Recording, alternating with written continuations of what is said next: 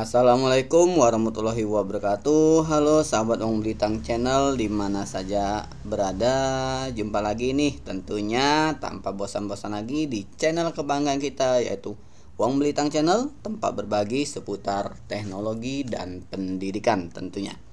Sahabat Wong Blitang Channel dimana saja berada, terima kasih sudah berkunjung ke channel kami.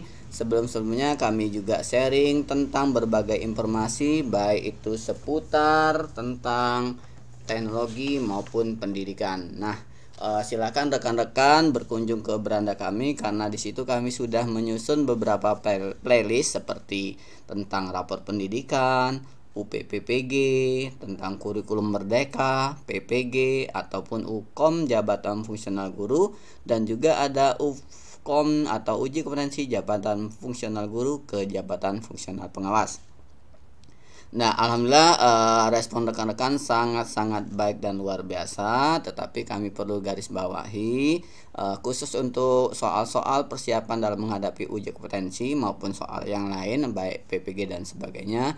Di sini kami hanya berniat untuk memberi gambaran, mungkin nanti soal-soal yang dihadapi rekan-rekan tidak sama persis ataupun jauh dari yang teman-teman hadapi, tapi minimal ini hanya sebatas gambaran atau memberikan kita latihan sebelum kita menghadapi soal yang sesungguhnya, dan juga supaya upgrade kompetensi kita khusus untuk pengetahuan dalam pemecahan soal itu kita bertambah.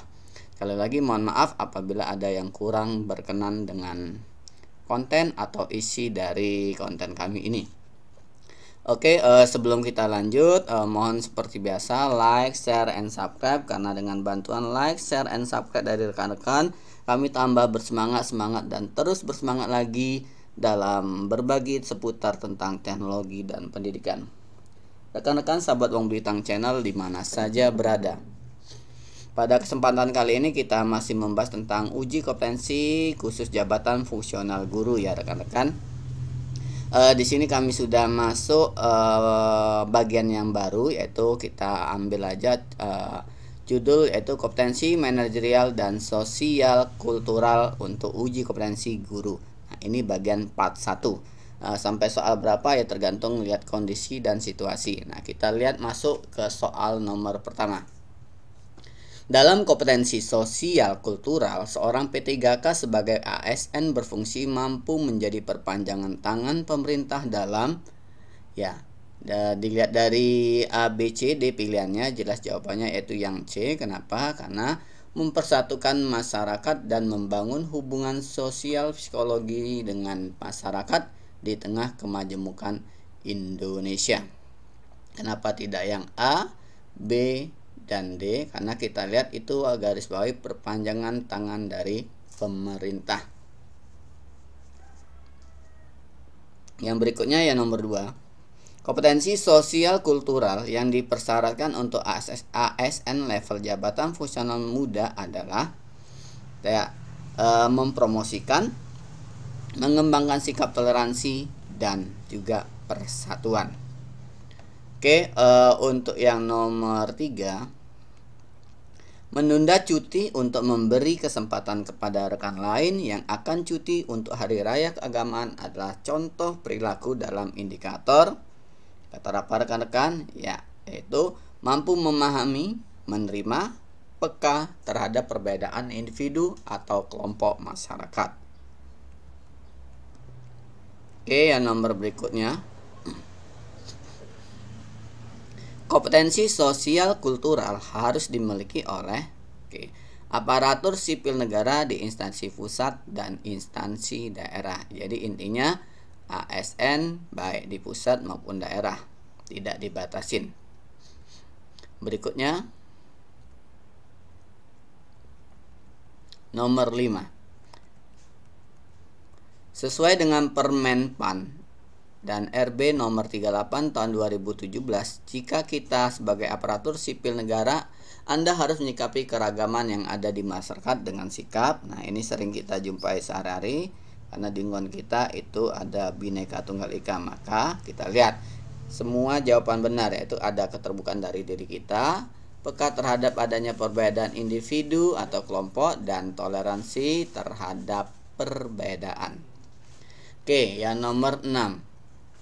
Kemampuan dalam mempromosikan sikap toleransi, keterbukaan peka terhadap perbedaan individu maupun kelompok masyarakat mampu menjadi perpanjangan tangan pemerintah dalam mempersatukan masyarakat dan membangun hubungan sosial psikologis dengan masyarakat di tengah kemajemukan Indonesia. Merupakan definisi dari kompetensi perekat bangsa, karena di sini adalah perpanjangan tangan untuk mempersatukan masyarakat yang majemuk. Yang berikutnya yang nomor 7. Mencari tahu budaya daerah setempat pada saat akan ditugaskan atau ditempatkan ke daerah tersebut adalah contoh perilaku dalam indikator yaitu indikator, kita lihat pilihannya. Yang jawabannya adalah yang A. Kenapa? Karena indikatornya termasuk yang terbuka, ingin belajar tentang perbedaan atau kemajemukan masyarakat. Kenapa? Ingin mengetahui budaya daerah setempat, bukan budaya kita, tetapi mempelajari budaya daerah setempat atau budaya lainnya. Maka ingin belajar tentang perbedaan atau kemajemukan masyarakat. Yang berikutnya, kompetensi sosial kultural bangsa untuk ASN atau P3K Jabatan Fungsional Muda atau yang setara adalah itu level 3. Yang berikutnya yang nomor 9. Indikator perilaku kompetensi perekat bangsa yang dipersyaratkan untuk ASN Jabatan Fungsional Media meliputi 1. Menginisiasi dan mempresentasikan pemerintah di lingkungan kerja dan masyarakat. 2. Mendayagunakan perbedaan untuk mencapai kelancaran pencapaian tujuan organisasi. Yang ketiga, membuat program mengakomodasi perbedaan. Yang keempat, melakukan pemetaan sosial di masyarakat, identifikasi potensi kesalahpahaman karena keragaman budaya. Maka jawabannya adalah yang 1, 2, dan 3. Berikutnya yaitu nomor 10. Kompetensi perekat bangsa merupakan kompetensi dalam kelompok. Kelompok apa? Karena dia perekat bangsa berhubungan dengan perbedaan budaya, maka kita masuk yaitu jawabannya yang kompetensi sosial kultural. Pernyataan di bawah ini yang bukan merupakan indikator perilaku level 1. Berarti yang bukan jawaban itu masuk level 1. Nah, yang masuk level 1 itu apa? Bertingkah laku sesuai dengan perkataan, berkata sesuai dengan fakta. Yang kedua, melaksanakan peraturan kode etik organisasi dalam lingkungan kerja sehari-hari pada tataran individu atau pribadi.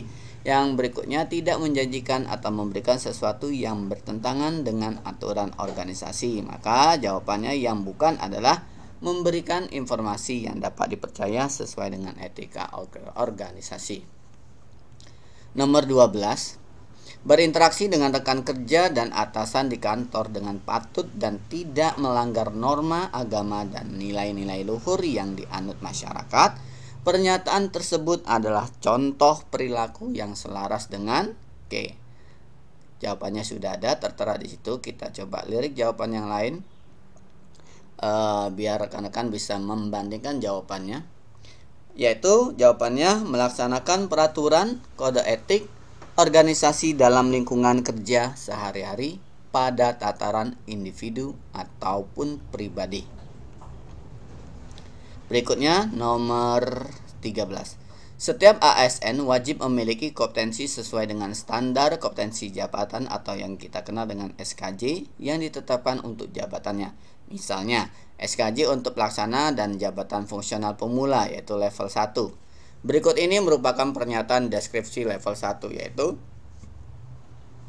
mampu bertindak sesuai nilai norma etika organisasi dalam kapasitas pribadi. Itu yang termasuk deskripsi level 1. Yang berikutnya yaitu konsisten berperilaku selaras dengan nilai, norma, dan atau etika organisasi dan jujur dalam hubungan dengan manajemen, rekan kerja, bawahan langsung, dan pemangku kepentingan. Menciptakan budaya etika tinggi bertanggung jawab atas tindakan atau keputusan beserta resiko yang menyertainya. Merupakan definisi menurut menurut peraturan Menpan RB nomor 38 tahun 2017. Berikutnya yang nomor 15. Kita langsung aja ke isiannya rekan-rekan. Tindakan seorang pegawai yang menginformasikan data yang bersifat rahasia kepada pihak yang tidak berkepentingan. Pernyataan tersebut merupakan contoh perilaku yang bertentangan dengan tidak menjanjikan atau memberikan sesuatu yang bertentangan dengan aturan organisasi. Nomor 16. Demi menjaga nama baik diri di hadapan atasannya, Badu seringkali melaporkan kemajuan pekerjaan lebih tinggi daripada fakta yang sesungguhnya. Tindakan Badu adalah contoh perilaku yang bertentangan dengan bertentangan dengan apa? Bertingkah laku sesuai dengan perkataan, berkata sesuai dengan fakta. Berikutnya, Ihsan adalah seorang pegawai di salah satu kantor pelayanan. Di kantornya, Ihsan terkenal sebagai pribadi yang selalu berkata jujur apa adanya. Perilaku Ihsan merupakan contoh perilaku bertingkah laku sesuai dengan perkataan, berkata sesuai dengan fakta. Nah, ini perlu bagi kita pegawai di kantor atau di lingkungan masyarakat juga perlu. Seorang petugas pajak menemui wajib pajak di restoran tanpa surat tugas dari kantor merupakan ciri perilaku yang bertentangan dengan indikator perilaku. Tentangan dengan melaksanakan peraturan kode etik organisasi dalam lingkungan kerja sehari-hari pada tataran individu dan pribadi atau pribadi. Nomor 19. Berani melaporkan segala bentuk perilaku dan tindakan penyimpangan melalui WISE atau saluran formal lainnya berdasarkan bukti dan fakta yang valid adalah contoh perilaku. Contoh perilaku apa ya rekan-rekan? Bertingkah laku sesuai dengan perkataan, berkata sesuai dengan fakta. Kita masuk ke nomor yang terakhir. Kita sampaikan nomor 20 ya rekan-rekan. Tidak menerima pemberian dalam bentuk apapun atas pelayanan prima yang diberikan walaupun sang pemberi memaksa. Pernyataan tersebut merupakan contoh perilaku yang selaras dengan tidak menjanjikan atau memberikan sesuatu yang bertentangan dengan aturan organisasi. Nah, itu kumpulan soal-soal untuk yang kompetensi manajerial dan sosial kultural. Nah, jadi mohon maaf sekali lagi apabila soal-soal yang kami sharing ini hanya sebatas gambaran saja, bukan soal yang akan dikeluarkan nanti ketika rekan-rekan menghadapi uji kompetensi. Nah, jadi apabila di luar harapan, luar ekspektasi rekan-rekan, kami mohon maaf yang sebesar-besarnya. Niat kami adalah berbagi, memberikan gambaran bagaimana contoh bentuk soal sosiokultural maupun manajerial ataupun soal pedagogik lainnya. Sekali lagi kami mengucapkan terima kasih atas bantuan, support, doa, dukungan dan apapun itu yang bersifat positif, membangun. Terima kasih pada rekan-rekan semua. Dan apabila ada saran untuk kami dalam memberikan atau berbagi materi apa, topik apa yang akan kami angkat, ya mohon diberikan di kolom komentar sarannya. Insya Allah itu menjadi suatu masukan atau ide apa yang akan kami sampaikan di episode berikutnya. Sekali lagi terima kasih yang sebesar-besarnya. Mohon maaf apabila ada kesalahan kata, tutur kata dan apapun itu, karena yang kami tampilkan ini bersumber dari berbagai referensi dari internet. Sekali lagi kami ucapkan terima kasih yang sebesar-besarnya untuk like, share, dan subscribe supaya kami lebih bersemangat lagi untuk berbagi dan terus berbagi kepada rekan-rekan semua. Kami akhiri. Wassalamualaikum warahmatullahi wabarakatuh.